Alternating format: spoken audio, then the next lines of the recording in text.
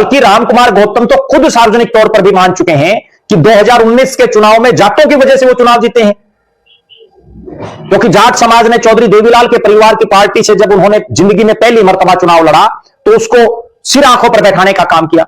लेकिन अब जिस ढंग की भाषा शैली रामकुमार गौतम बिना किसी का नाम लिए इस्तेमाल कर रहे हैं वो वास्तव में निंदनीय है। और यही एक कारण है कि सातवास ने तो अपनी महापंचायत बुलाई है अपनी पंचायत। इसके अलावा चाहे विनयन खाप हो, उनके प्रधान का बयान आ चुका है। समाज के अलग अलग वर्गों के बुद्धिजीवी जो लोग हैं वो लगातार बयानबाजी कर रहे हैं। और विपक्षी दलों के नेता, चाहे कांग्रेस के दीपेंद्र सिंह हुड्डा हो, इंडियन नेशनल लोकदल के सुप्रीमो अभय सिंह चौटाला हो और जेजेपी के नेता हो, वो सब भी लगातार कह रहे हैं कि हरियाणा में एक बार फिर से ऐसा माहौल बनाने का प्रयास किया जा रहा है जो माहौल 2016 में जब राजकुमार सैनी बार बार इस तरह के बयान दे रहा था और जिस पर उस समय की भारतीय जनता पार्टी की मनोहर लाल की सरकार ने कोई अंकुश नहीं लगाया। और उसका परिणाम यह रहा कि 2016 में बहुत बड़े स्तर पर आपस में जो जातीय एक विभाजन टाइप में दिखा, आपस में जातियां ही एक दूसरे के सामने खड़ी हो गई।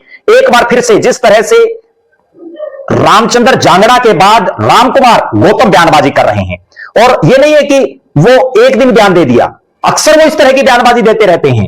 और मेरा तो यह मानना है कि जिस तरह से रामकुमार गौतम बेलगाम होकर के कई बार बोल देते हैं, चाहे वो दुष्यंत चौटाला को लेकर के उनकी टीका टिप्पणी हो, चाहे उनकी टीका टिप्पणी अब बिना नाम लिए जो है एक बहुत बड़े वर्ग को टारगेट करने की हो, तो अपने आप में यह दर्शाता है कि वो किस ढंग की राजनीति करते हैं। और उसके बाद खुद रामकुमार गौतम इस तरह की बयानबाजी करते हैं कि कुछ लोग हैं जो जातीय मानसिकता से पीड़ित हैं, उनको उनसे परेशानी है, जबकि यहां उनको स्पष्ट करना चाहिए कि सालों से राज चला गया, कौन है वो साले बटेऊ चूरमा खाओगे, कौन है वो बटेऊ और किसके लागदार है नायब सिंह सैनी।